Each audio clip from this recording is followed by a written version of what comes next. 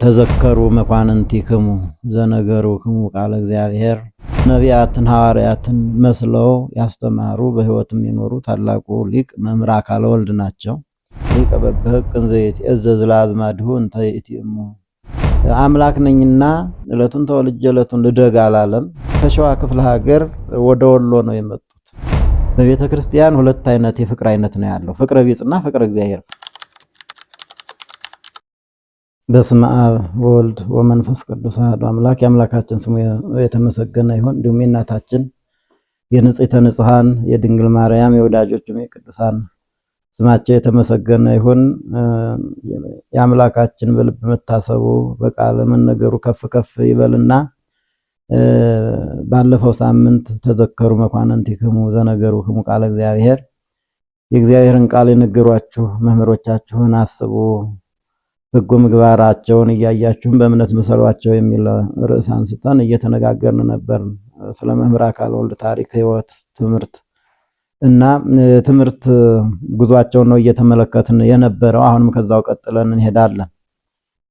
እንግዲህ በዋርላ በመቄት በላስታ እየተዘዋወሩ ሲማሩ ከቆዩ በኋላ ጉዟቸው ቀጥታ ወደ ጎንደር ነው ያደረጉት። ጎንደር ያው የብዙ መምህራን መናኸሪያ መኖሪያ እንደሆነ ይታወቃል። ወደዛ ሄጄ ደግሞ ሲል ቀጽል ቅኔውንም መጽሐፉንም ልማር ብለው ተነስተው ጉዞ አደረጉ። ከወሎ ጎንደር እንግዲህ ከደረሱ በኋላ ከሳቸው በፊት ስማቸው ቀድሞ ነበረ። መምህር አካለ ወልድ የቅኔ ሊቅ እንደሆኑ የቅኔ ባለቤት እንደሆኑ ብዙ ምስጢር እንደሚያመሰጥሩ ስማቸው ወደዛ ደርሶ ነበርና እሳቸው ሐሳባቸው ለመማር ቢሆንም እንደደረሱ መምህር አካለ ወልድ መጥተዋል ሲባል እንኳን መጡ ከእሳቸው እንማራለን የሚለው በዛ። የእሳቸው ፍላጎት መማር ቢሆንም ያስተምሩን የሚለው ስለበዛ በዮሐንስ ወልደ ነጎድጓድ ቤተክርስቲያን ተቀምጠው እንዳስተምሯቸው ተጠየቁ። እዛ ላይ ቅኔውን ማስተማር ጀመሩ ይላል። እንግዲህ ዘመኑ ዘመነ መሳፍንት ነው እሳቸው የነበሩበት። እሱም ፍጻሜ ልባት ሊያገኝ አፄ ዮሐንስ ኢትዮጵያን አንድ ለማድረግ የሚንቀሳቀሱበት ዘመን ነበር ወቅቱ። እንግዲህ እሳቸው በዛ ዮሐንስ ወልደ ነጎድጓድ ቤተክርስቲያን ተቀምጠው ቅኔ እንዲያስተምሩ ተደረገ። ከዛ ሆነው ወደ በዓታ ለማርያም ቤተክርስቲያን ወደ ሰለስቱ ምዕት እንዲህ እየተጓዙ መጽሐፍ ይቀጽሉ ነበር ይላል፣ ወይም መጽሐፍ ይማሩ ነበር። የእሳቸው ፍላጎት እንደነገርኳችሁ መማር ነበር። የሊቃውንቱ ጥያቄ ደግሞ ያስተምሩን የሚል ስለሆነ ለዛ ብለው ነውና አሁንም መማርና ማስተማሩ በአንድ ሊሄድላቸው አልቻለም። ከጊዜ አንጻር የተማሪዎችንም ጊዜ ማባከን ይሆንብኛል፣ እኔም ደግሞ አንድ ልብ ሁኜ ብማር ምስጢር ይከተትልኛል፣ ስለዚህ ብማር ይሻለኛል ብለው አንድም ፍቅረ መምህራን ነው፣ ትትና ይባላል። የመምህራን ትትና ነው ማለት ከመማር ከማስተማር መማር ዝቅ ይላልና ልማር የሚለው ሐሳባቸው አቸነፎ ቀጥታ ማስተማሩን ትተው መጽሐፍ ቤት ገቡ። መጻሕፍትን ለመማር ወደ መጽሐፍ ቤት ገቡ ይላል። ከዛ በኋላ ጎንደር ባሉ አድባራት እየተዘዋወሩ በቅደም ተከተል መጻሕፍተ ብሉያትን፣ መጻሕፍተ ሐዲሳትን፣ መጻሕፍተ ሊቃውንትን፣ መጻሕፍተ መነኮሳትን ከዛም አልፎ አቡሻህርን ልህን ተማሩ። በዚህ በእውቀታቸውም ስመጥር ሆኑ። ሁሉ የሚያደንቃቸው፣ ሁሉ የሚወዳቸው፣ ሁሉ የሚያከብራቸው ሆኑ። ከዛ እየተማሩ እያለ እንግዲህ አፄ ቴዎድሮስም ስለሳቸው ዝና ይሰሙ ነበረ። እሳቸውም መላ ኢትዮጵያን አንድ ካደረኩ በኋላ ነው ዘውድ ምደፋው፣ ቅባ መንግስት ምቀባው፣ በትረ መንግስት ምጨብጠው የሚል ሐሳብ ነበራቸውና ተለያየ። ያው ንዑስ አስተዳደር ነበር፣ ሁሉም እየመሰረተ አገር ከፋፍሎ የነበረውና ያንን አንድ ካደረጉ በኋላ በሁሉም አካባቢ ዘምተው በትግራይ፣ በሸዋ፣ በወሎ፣ በጎጃም፣ በጎንደር እሱን አንድ አድርገው ጎንደር ላይ ወደ ጎንደር ሄደው መኳንንቱን፣ ሊቃውንቱን፣ መሳፍንቱን፣ ወይዛዝርቱን ሁሉን ምሁራኑን ሰብስበው መንገስ ይገባኛል አይገባኝም የሚል ጥያቄ ጠየቁ ይላል። መንገስ ይገባኛል አይገባኝም የሚል ጥያቄ ሲጠይቁ እንግዲህ ምሁራኑ ወይም ሊቃውንቱ በጊዜ ያሉት እስኪ ዘረው ይጠና አሏቸው ይላል። በጊዜው ዘራ ነጋሲ ከነገስታት ወገን የሆነ ነበር የሚነግሰውና እሳቸው ደግሞ ከዛ ቤት ያልመጡ ነበሩና አሁን ዘራቸው ሲጠና በእናታቸው በኩል ከቤተ መንግስት ይወለዳሉ። በአባታቸው በኩል ከቋራ ባላባት ከራስ ካሳ ይወለዳሉና አሁን ዘር ሐረግ የተገኘው ንግስናው በኩል በእናታቸው በኩል ነው። አሁን ትንሽ ጨከን ሲሉም ጭካኔያቸውን እየፈሩ እንዳይነግሱም የሚፈልጉ ነበሩና በዛም ብሎ አይ ዘራ ነገስት የነገስታት ዘር ሆነው የተገኙት በእናተው በኩል ነው፣ በአባተው ቢገኝ ይነግሱ ነበር የሚል መልስ ሰጧቸው ይላል። በዚህ ጊዜ መምህር አካለ ወልድ ተነሱና ሊቃውንቱን ጥያቄ ጠየቁ። ጥያቄው ምን የሚል ነበር? ጌታችን ኢየሱስ ክርስቶስ ድበ መንበረ ዳዊት ተጸን መንግስቱ፣ ዙፋኑ መንግስቱ በዳዊት ዙፋን ተጸናለች ይላል። ክርስቶስ በዚህ በዳዊት ዙፋን ተጸናለች የተባለው የመንገሱ ከእናቱ በሚወለደው ነው ከአባቱ የሚል ጥያቄ ጠይቋቸውና ይሄ ደግሞ ስለ ስጋው የተነገረ ትንቢት ስለነበረ የሊቃውንቱ መልስ ከእናቱ በሚወለደው እንጂ አባቱን ልደትማ ማን መርምሮ ማን አውቆ የሚል መልስ መለሱ። ያሳቸውም ይገባቸዋል። ጌታችን ኢየሱስ ክርስቶስ ከእናቱ በሚወለደው ልደት ድበ መንበረ መንግስት ተጸን መንግስት ድበ መንበረ ዳዊት ተጸን መንግስቱ ተብሎ ከተነገረለት እሳቸውም ደግሞ በእናታቸው በኩል ባለው ይገባቸዋል ብለው መለሱ ይላል። በዚህ ጊዜ ይማሯል እንደ አካልዬ ይዋጓል እንደ ገብርዬ ብለው ገጠሙላቸው፣ ተራምደው ሳሟቸው ይላል። በጣም የሚወዱት የጦር አርበኛቸው ገብርዬ ነበር። በሊቅነቱ መምህር አካለ ወልድን ነበር የሚወዱትና ይህ ድንበር ተሻጋሪ አባባል እስካሁን ድረስ እየተነገረ ይገኛል። አፄ ቴዎድሮስ ለመጀመሪያ ጊዜ የተናገሩላቸው ናቸውና ከዛ ወዲህ እሳቸውን በትምህርት ቤት እያሉ ድርጓቸው ከቤተ መንግስት ሆኖ ተፈቅዶላቸው እንዲመገቡ ተፈቅዶላቸው እየሄዱ ይመገቡ ነበር ይላል። የተለያየ ሐሳብ ምክረ ሐሳብ ሲፈለግ እሳቸው እየተጠሩ ይጠየቁ ነበርና የንጉሥ አለንድ የሻውን ባላባት አፄ ሚኒሊክ ደግሞ ወደዛ ሄዶ ነበር። አፄ ቴዎድሮስ ሸዋ ደርሰው ሲመለሱ ሚኒሊክን ይዘውት ሄደዋል እና በዛው አፄ ቴዎድሮስ ቤተ መንግስት ነበር የሚኖር። መምህር አካለ ወልድ ወደ ቤተ መንግስት ሲመጡ ወደ አፄ ቴዎድሮስ ሲሄዱ ለምክረ ሐሳብም ለሌላም ሰርከበስታቸውንም ለመውሰድ ሲሄዱ እዛ ጧት ማታ እያዩ ጥያቄም እየጠየቋቸው አዝነውም ሲያገኙ እያጥናኗቸው በዛ ተዋውቀው ነበር። በወዲትና የአንድ አካባቢ ሰዎች ናቸው። እሳቸውም ትውልዳቸው ከሸዋ ነውና ሚኒሊክም ትውልዳቸው ከዛ ነውና የአንድ ሀገር ልጆች ናቸው። ምንም ሁሉም ኢትዮጵያውያን ቢሆኑ ደግሞ በአካባቢ በቅርበት ለማለት ፈልጌ ነው። ስለዚህ ከምንም በላይ የሚሰጧቸው ምክር አይምሮን የሚያንጽ ስለነበረ ይደሰቱባቸው ነበርና እሳቸው እስከሚመጡ ይጓጉ ይቸኩሉ ነበርና ውለው ካደሩ ምን ነው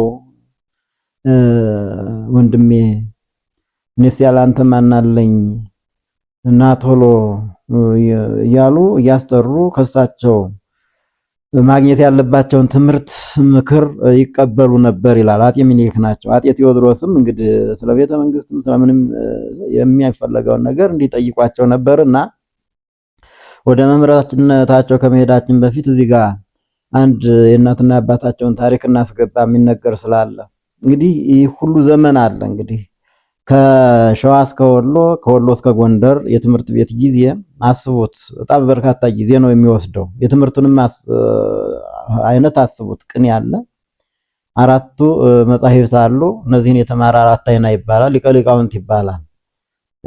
አውሻህር አለ። እንግዲህ እንዳሁኑ እንኳን አይደለም፣ አሁን ዘመኑ ጠር ይላል። ያን ጊዜ አንዱ የመጽሐፍ ትርጓሜ ለምሳሌ ብሉይ ኪዳንን ብንወስድ ከ10 ዓመት ከዛ በላይ ይወስዳል።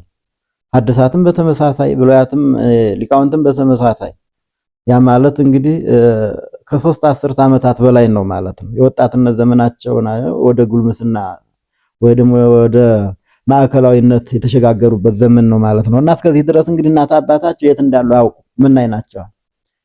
እንደው እንደ ተማሪ እንኳን ክብረ በዓል ዓመት በዓል ሲሆን ደርሼ ልመለስ አይሉም። ከጉባኤ ቤት አይለዩም አይወጡም። እና እናታቸው ሞተ ብለውኝ እርሜን አውጥቼ አለ ብለውኝ መኖሩን አውቄ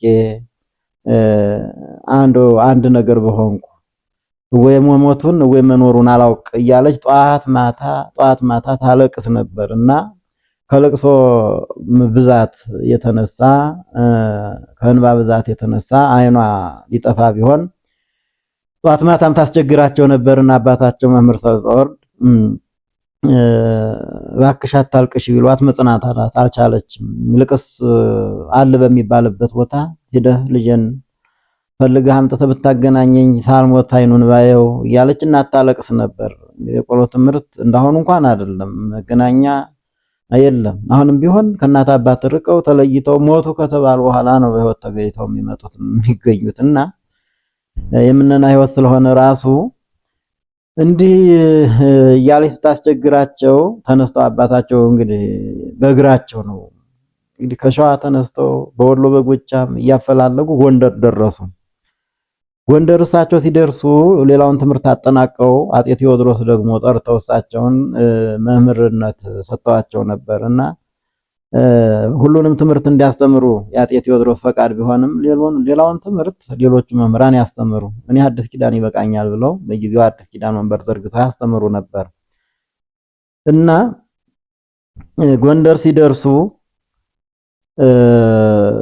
አካለ ወልድ የሚባል ልጅ ጠፍቶኝ እያሉ በየቤተ ክርስቲያኑ በየአድባራቱ እየዞሩ ይናገሩ ጀመርና እንዲህ የሚባሉ መምህር አሉ፣ በጣም በርካታ ደቀ መዛሙርት አላቸው አሏቸው። አይ እኔ ልጅ እንኳን ከዚህ ቁም ነገር ይደርስ አይመስለኝም፣ እንግዲህ ሩቅ ሀገር ተጉዤ መጥቻለሁና እስኪ ልየው፣ ከሆነም ጥሩ ካልሆነም ቁርጤን አውቄው እመለሳለሁ ብለው ይዘዋቸው ሄዱ። ከዛ ቢያዩት የእሳቸው ልጅ ሆኖ አገኙትና አንገት ለአንገት ታይዘው ተላቅሰው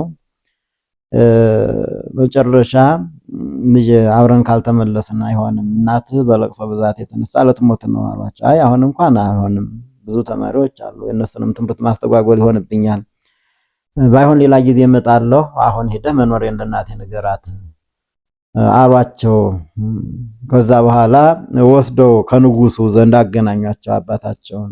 አባቴ ከሩቅ እኔን እየፈለገ መጥቷል ብለው ከአጤ ቴዎድሮስ ጋር ሲያገናኟቸው ይህን የመሰለ መልካም ልጅ ወልዶ የሰጠን እንዴት ዝም ብለን እንሸኘዋለን ብለው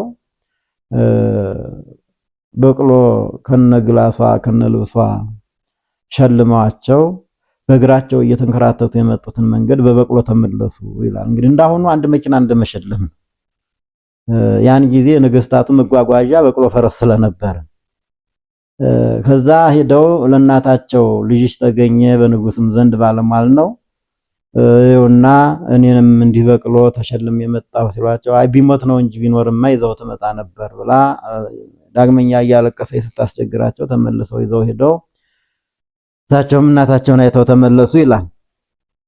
እንግዲህ እንዲህ እያሉ ከዛ እንዳልኳችሁ በዛ በጎንደር በደብረ ታቦር አካባቢ 6 ዓመት እያስተማሩ ቆይተዋል። ለአጤ ቴዎድሮስ የቅርብ ሰው ናቸው፣ አማካሪ ናቸው። እንዲሁ ደብረ ታቦር ላይ ተመሳሳይ ሊቃውንቱን ሰብስበው ከክህነት ከመንግስት ክህነት ይበልጣል ትላላችሁ፣ እስኪ የት ቦታ ላይ ይገኛል?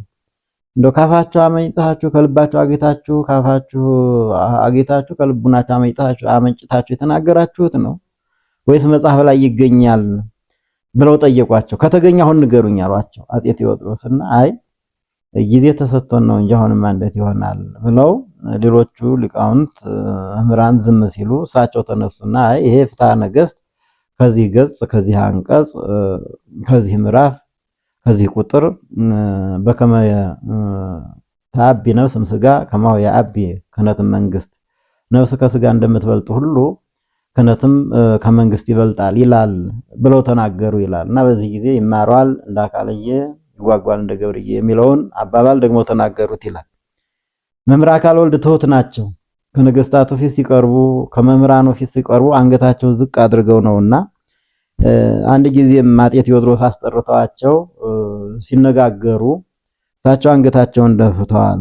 መምህር አጤ ቴዎድሮስ ደግሞ ቆፍጣናና እንደው ደፋር ሰው ስለሚወዱ ያ እልፍኛ አስከልካዩ ሊጋባው ቀና ብለህ ተናገር እንጂ ለምን ታቀረቅራለህ አንተ ደፋር፣ ሌላውን አልኩህ እንጂ እንደ መምህር አካለ ወልድ ያለውን ሊቅ አልኩህ ብለው ተቆጧቸው ይላል ያኛውን እና ስለዚህ አጤ ቴዎድሮስ የቅርብ አማካሪያቸው ነበሩ።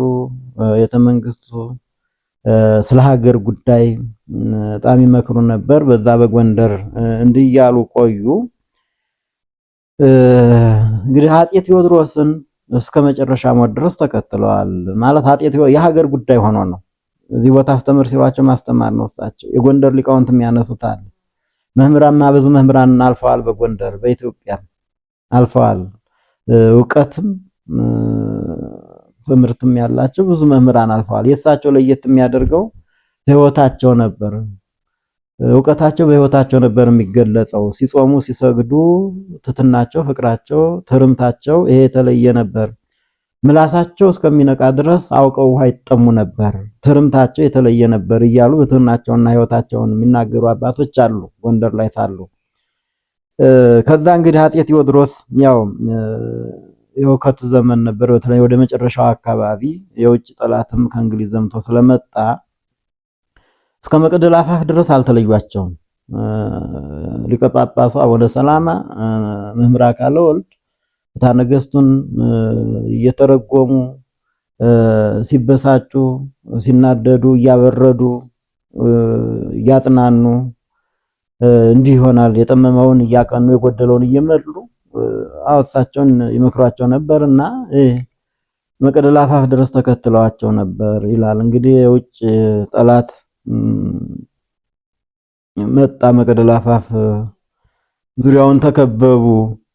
በዛ ጊዜ ነው ኢትዮጵያውያን አባቶቻችን እንግዲህ ሁለቱን የሀገር ብርሃን እንዴት በአንድ ጊዜ እናጣለን? ንጉሱ እንደው ተከበዋል። እግዚአብሔር ካተረፋቸው ያትርፋቸው፣ በጸሎታው ቢረዷቸው ነው የሚሻለው። እርስዎ ከዚህ ውጡ ተብለው እምቢ ቢሉ እሳቸው እንኳን አብሬ ሞታለሁ ቢሉ አይሆንም ብለው ይዘዋቸው ወጡ ይላል። ኋላ አጤ ቴዎድሮስም ገብርዬ ሞቷል አሏቸው። ያው ገብርዬ ሲዋጋ ከእንግሊዝ ጋር ታች ላይ ሞተ። መምህር አካለ ወልድ ሲሏቸው እሳቸውም ሌሊት ወደ ሌላ ቦታ እንደሄዱ ተነገራቸው። እሳቸውም እጄን ለጠላት ከምሰጥ ብለው ራሳቸውን በራሳቸው መሳሪያ አጠፉ። ስለ ሀገር ፍቅር ብለው ነው። ይሄ ሁሉ ትውልድ የሚያውቀው ስለሆነ የንጉሱን መምህር አካለ ወልድ እንሂድ። ከዛ በኋላ መምህር አካለ ወልድ ወደ የት ሄዱ ስንል ወደ ጎጃም ነው የሄዱት። እንግዲህ የኢትዮጵያ ንጉሠ ነገሥት አጼ ቴዎድሮስን የገደላቸው የውጭ ጠላት ነው። እሳቸውን መቅደላ አፋፍ ላይ መቅደላ አምባ ላይ ከገደለ በኋላ የሚዘርፈውን ዘርፎ የሚያጠፋውን አጥፍቶ የሚገለውን ገሎ ያው ወደ መጣበት ተመልሷል። በመካከል የመንግስት አለመረጋጋት አለ። ይህ ሁሉ እስከሚሆን ድረስ እሳቸው ተነስተው ወደ ጎጃም ሄዱ። ጎጃም ያው በብዙ አባቶች ታሪክ የሚታወቀው የመምህራን መገኛ የእውቀት ምንጭ ወደሆነ ወደ ድማ ጊዮርጊስ ነው የሄዱት። ድማ ጊዮርጊስ ሄደው እንደ ተማሪ እንደገና ብሉያቱን ደቂቅ ነቢያቱን እየተመለከቱ ተቀመጡ ነው የሚለው። ዛካይ የማያውቋቸውም ስላሉ ተማሪም ትምህርት ቤት እንደገና ገብተው እየተማሩ ተቀመጡ። ይህ እንዲህ እንዳለ እንግዲህ መካከል ላይ የአጤ ተክለ ጊዮርጊስ ዘመነ መንግስት አላጭር ቢሆንም ከዛም በትግራይ በኩል ከመቀሌ አጼ ዮሐንስ በሸዋ ንጉስ ሚኒሊክ ታሪኩ ሰፊ ስለሆነ ነገስታቱን በዛ ስለምታገኙት ነው። ተነሱ መሃል ላይ ያለውን እንተውና አጼ ዮሐንስ ንጉሰ ነገስት ዘኢትዮጵያ ሌሎቹ ደግሞ ተወራጅ ነገስታት ሆነው ኢትዮጵያን መምራት ሲጀምሩ አጼ ሚኒሊክ ጎንደር ከአጼ ቴዎድሮስ ቤተመንግስት እያሉ መምህር አካለ ወልድ የሚሰሩትን ስራ ያውቃሉ። ለሳቸውም የሚሰጧቸውን ምክር የሚሰጧቸውን ትምህርት ያውቃሉ እና መምህር አካለ ወልድን ማፈላለግ ጀመሩ። የት ነው ያለው የሚል እና እንዲህ ሲያፈላልጉ ጎጃም ድማ ጊዮርጊስ እንደሚገኙ ተነገራቸው። ከዛ ወደ ሸዋ ወስደው አንኮበር አካባቢ እሳቸው ቤተመንግስታቸው እዛ አካባቢ ስለነበረ እዛው አካባቢ አስተምር ብለው የማስተማሪያ ቦታ ሰጧቸው። የተወለዱበት አካባቢ ፍርቅታ ኪዳነ ምሕረት የምትባለውን ማስተጨማሪ ሰጥተው እሷንም ማስተዳድር ብለው ሰጧቸው ይላልና ከዛ አሁን ሸዋ ላይ መጻሕፍት ቅኔን የተማሩትን ትምህርት እያስተማሩ ቆዩ። ከዛ በኋላ እንግዲህ አጼ ዮሐንስ መንግስት ለማዳረስ ነገስታቱ ከአንድ ቦታ አይቀመጡም። ወደ ጎጃም፣ ወደ ወሎ፣ ወደ ጎንደር፣ ወደ ሸዋ እንዲሁ ይንቀሳቀሳሉና አጼ ዮሐንስ ተነስተው ወደ ሸዋ ሄደው ስለ ሀገር ጉዳይ ከአጼ ሚኒሊክ ጋር ለመመካከር፣ ለመነጋገር፣ አንድነትን ለማምጣት፣ መለያየትን ለማስቀረት በሚመክሩበት ሰዓት አንድ ምክር አሰቡና ጎንደር በሃይማኖቱ ጸንቷል። ብዙ መምህራን፣ ካህናት፣ ሊቃውንት አሉት። ጎጃምም በተመሳሳይ በሃይማኖቱ ጸንቷል። ብዙ መምህራን፣ ሊቃውንት፣ ካህናት አሉት። ሸዋም በተመሳሳይ ብዙ መምህራን፣ ሊቃውንት አሉት። ትግራይም በተመሳሳይ በሃይማኖት ጸንቷል። ትሩፋት ምግባር ይሰራል። ብዙ መምህራን፣ ሊቃውንት፣ ካህናት አሉት። መካከል ላይ ወሎ በጨለማ እንዴት ይኖራል አሉ። ምክንያቱም የክርስትናው ማዕከል ወሎ እንደሆነ ይታወቃል። እንግዲህ በ16ኛው መቶ ክፍለ ዘመን ከግራኝ ወረራ በኋላ ከፍተኛ ጥፋት ስለደረሰበት ማገገም ወይም ወደ ነበረበት መመለስ አልቻለም እና ብዙ አብያተ ክርስቲያናት ስለተቃጠሉ፣ ብዙ መምህራን ስለታረዱ፣ ስለተሰደዱ፣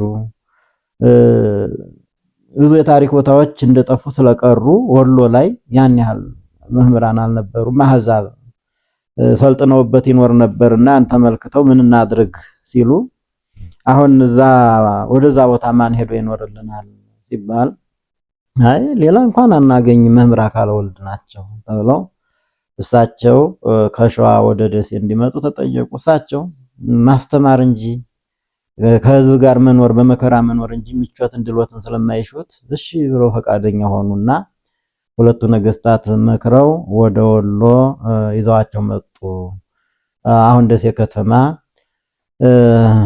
የንጉስ ሚካኤል ቤተ መንግስት ካለበት አካባቢ መዝገበ ምሕረት እመቤታችን ቤተክርስቲያን ለ5 ዓመት ያህል ወደ ወሩ ከመምጣታቸው ፊት ደሴ እያስተማሩ ቆዩ ይላል። እንግዲህ ወደዚህም ካመጡ በኋላ ዝም ብለው አይደለም። አባ ሻንቆ ኢማም መሐመድ የቀድሞ መጠሪያ ስማቸው በኋላም አምነው ተጠምቀው አፄ ዮሐንስ ክርስትና አንስተዋቸው ንጉስ ሚካኤል የአፄ ምኒልክ አማች የአፄ ዮሐንስ የክርስትና ልጅ የመምህር አካለ ወልድ የነፍስ ልጅ ናቸው። ያኛው ደግሞ ኢማም አባዋጣው አመድ የሚባሉትን ደግሞ እሳቸውን አጥምቀው ክርስትና አንስተው ስማቸውን ኃይለ ማርያም ብለው ወሎን ለሁለት ከፍለው አምባሰልን ተወለደሬን እንዲህ አልበቆን እስከ ቦረና በጠቅላላ ያለውን ሁለቱ መሳፍንት ሁለቱ ነገስታት እንዳስተዳድሩ አድርገው የሚያስተምሩ የሚመክሩ ደግሞ መምህር አካለ ወልድንና መምህር ግርማን ሰጧቸው ይላል። እንግዲህ ደሴ የተቀመጠው መምህር አካለ ወልድ እያስተማሩ ወንጌልን እየሰበኩ ያላመነውን እያሳመኑ ያመነውን እያጸኑ ሰው በሀገር ሲኖር ተዋዶ ተፋቅሮ እንዲኖር እየመከሩ እየነገሩ ለ5 ዓመታት ያህል ደሴ ቆዩ ይላል። ከዛ በኋላ እንግዲህ የተለያዩ ተሰሩ አሉ የሚታወቁበት። ወደ ቦሩ እንዴት መጡ የሚለውን እናያለን ከዚህ ቀጥለን ማለት ነው። ወደ ቦሩ የመጡበት ምክንያት በክፍለ 3 እናየዋለን። ሳምንት እንገናኝ። ይቆየኝ።